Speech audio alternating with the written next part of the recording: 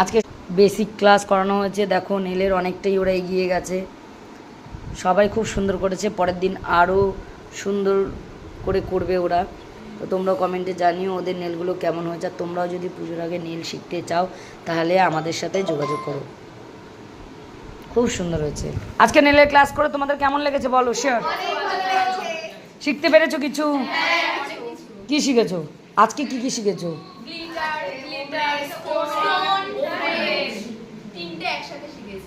Glitter, ওমরে, stone work, glitter application. এটা দিয়ে